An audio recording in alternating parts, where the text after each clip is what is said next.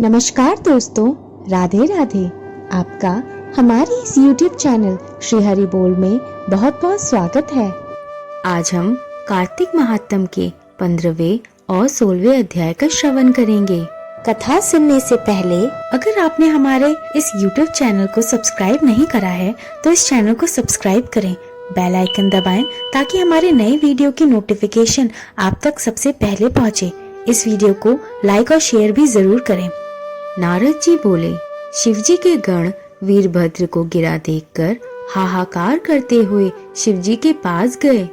तब शिवजी बैल पर चढ़कर हंसते हुए युद्ध भूमि में आए। शिवजी को रण में देखकर रुद्रगण सिंह की सी गर्जना करते हुए बाणों की वर्षा से असुरों को मारने लगे। राक्षस लोग शिवजी को देखकर ऐसे भाग गए जैसे कार्तिक में स्नान और व्रत करने वाले मनुष्यों को देखकर पाप भाग जाते हैं।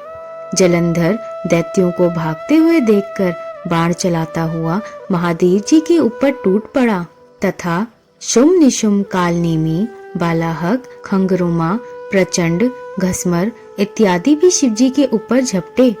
शिवजी बाणों से घिरी सेना देख अपने बाणों से दैत्यों के बाण काट देते थे। फिर बाणों की वर्षा से दैत्यों को पृथ्वी पर गिरा दिया और क्रोधित होके परसे से खड़ग रोमा का सिर काट दिया और खटवांग से बालाहक दैत्य के सिर के टुकड़े टुकड़े कर दिए। घसमर को पाश से बांधकर पृथ्वी पर गिरा दिया। बैल के सींग व बाणों की मार से असुर भाग गए। तब क्रोधित होकर जलंधर ने शिवजी को युद्ध के लिए ललकार कर कहा, हे जटाधर, आज मेरे साथ युद्ध करो। निर्बलों को मारने से क्या होगा? जो कुछ तुम में बल है वह मुझे दिखाइए।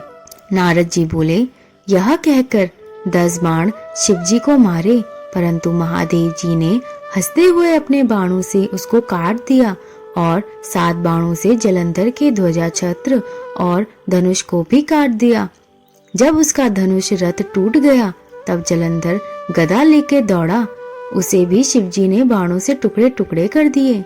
तब दैत्य घूंसा उठाकर मारने गया, परंतु शिवजी ने बाणों की मार से एक कोस दूर फेंक दिया। जलंधर ने शिवजी को अधिक बलवान जान मोहित करने वाली गंधर्वी नाम की एक अद्भुत माया फैलाई। तब अप्सरा व गंधर्वों का नृत्य होने लगा। सम, ताल, वेणु और मृदंग बजने लगे। इस प्रकार इस नाच से महादेव जी मोहित हो गए और उनके हाथ से अस्त्र शस्त्र गिर गए। जलंधर ने जब महादेव जी को मोहित होते हुए देखा तब वह कामांध होकर पार्वती के पास गया। वह शिवजी का रूप धारण करके 10 भुजा, पंचमुख, 3 नेत्र बना जटाओं को धारण करके बैल पर चढ़कर गया था। उसे शिव जानकर पार्वती सखियों को छोड़कर दर्शन के लिए आई। जब जलंधर ने सुंदरी पार्वती को देखा तो अपना वीर छोड़ दिया और जड़ बन गया। पार्वती राक्षस को पहचान भयभीत होकर शीघ्र ही मान सरोवर में चली गई। तब जलंधर बिजली की चमक की भांति पार्वती को गई देख पुनः युद्ध में आ गया। पार्वती ने मन में भयभीत होकर विष्णु का ध्यान किया।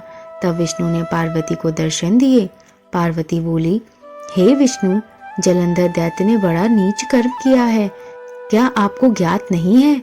भगवान बोले कि उसने अपने मरने का उपाय बता दिया है। जैसा छल उसने किया है उसी की भांति हम भी उसकी स्त्री के साथ करेंगे, क्योंकि इसकी स्त्री बड़ी पतिव्रता है। पतिव्रत रखते वह मारा नहीं जा सकता, वही इसकी रक्षा करती है। नारद जी बोले, रुद्र गंधर्व सहित युद्ध में रहे और विष्णु जलंधर की नगरी चले गए। जब माया अंतर ध्यान हो गई तब शिवजी को भी ध्यान हुआ और तब शिवजी ने क्रोधित होकर लड़ाई के लिए जलंधर पर चढ़ाई कर दी। शिवजी को आया देखकर जलंधर भी बाणों की वर्षा करने लगा। नारद जी बोले कि विष्णु जलंधर नगर में जाकर वृंदा का पतिव्रत धर्म भंग करने की सोचने लगे। वृंदा ने स्वप्न में अपने स्वामी को भैंस पर चढ़े हुए, तेल लगाए, नंगे शरीर, काले पुष्पों की माला पहने राक्षसों सहित नंगे सिर दक्षिण दिशा की ओर जाते देखा। अपने नगर को भी सागर में डूबा देखा। तब वृंदा जाग गई और स्वप्न का विचार करने लगी। सूर्य में छेद व कांतिहीन देख इस अशुभ लक्षणों को देख वह रुदन करने लगी। उसे नगर अटारी में चैन न मिला तो वह दो सखियों के साथ बगीचे में आई, परंतु उस भयभीत वृंदा को सुख न मिला। तब वह घूमती हुई वन में निकल गई और वहां उसने शेर के समान भयंकर मुख, दाढ़ और आंखों वाले दो राक्षसों को देखा। उनको देखकर वह डर गई और भागने लगी। उसी समय उसने शांत रूप मौन धारण किए शिष्य सहित एक तपस्वी को देखा।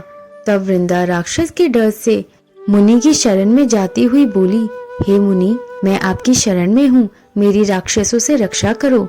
मुनि ने अपनी हुंकार मारकर राक्षसों को भगा दिया। मुनि की हुंकार से राक्षसों को भागा देख वृंदा प्रणाम करके यह वचन बोली, हे महाराज, आपने मेरी रक्षा की है, अब मेरी सुनिए। मेरे पति जलंधर शिव के साथ युद्ध करने गए हैं, सो वहां वे कैसे हैं? मुनि मुझे अपने ज्ञान द्वारा यह बताइए। नारद बोले, मुनि वृंदा के वचन सुन ऊपर देखने लगे। उसी समय दो वानर आए और मुनि को प्रणाम कर खड़े हो गए। मुनि ने भ्रकुटी द्वारा संकेत किया और वे वानर आकाश में चले गए। कुछ समय बाद मुनि के सामने आकर खड़े हो गए। उनके हाथ में जलंधर के सिर व कवच थे। उन्हें देख वृंदापति दुख से दुखी होकर मूर्छित हो गिर पड़ी। तब मुनि ने कमंडल से पानी छिड़क कर उसको चैतन्य किया। तब वृंदा अपने मस्तक को पति के मस्तक पर रख दुख से रोने लगी। वृंदा ने कहा, हे प्रभु, आप मुझे जो पहले सुख देते थे, सो आज आप निरपराधनी से क्यों नहीं बोलते? विष्णु सहित कई देवता और गंधर्वों को जीतने वालों को आज एक तपस्वी ने कैसे मार दिया? नारद जी बोले। वृंदा रोती हुई मुनि से बोली, हे मुनियों में श्रेष्ठ, आप इन्हें जीवन दान दीजिए, इन्हें जीवित करने में आप समर्थ हैं। नारद जी बोले।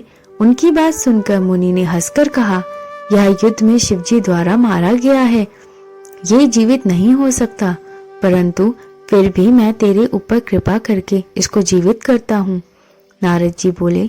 इस प्रकार कहकर मुनि अंतर्ध्यान हो गए और जलंधर एक ओर से आता दिखाई दिया। उसने वृंदा को आलिंगन करके उसके मुख को चुंबन किया और वृंदा भी अपने पति को पाकर अति प्रसन्न हुई।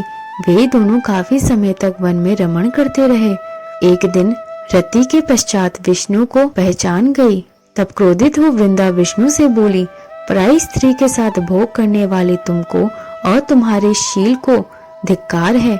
मैंने तुम्हें जान लिया है, तुम माया तपस्वी रूप धारण करने वाले हो। तुमने माया से जो दो राक्षस दिखाए थे, वे तुम्हारे ही द्वारपाल थे। वे ही वानर राक्षस बनकर तुम्हारी स्त्री को चुराएंगे और तुम स्त्री के दुख से दुखी होकर वन में बंदरों की सहायता लोगे और जो तुम्हारे शिष्य है वह मृग बनेगा। ऐसा कहकर वृंदा चिता बना अग्नि में प्रवेश कर गई। वृंदा को विष्णु ने बहुत रोका, परंतु वह नहीं मानी। इसके बाद विष्णु चिता की भस्म लगा वहीं रहने लगे। मुनियों के बहुत समझाने पर भी उनका मन शांत ना हुआ। इति कार्तिक महात्म 15वां और 16वां अध्याय संपूर्ण।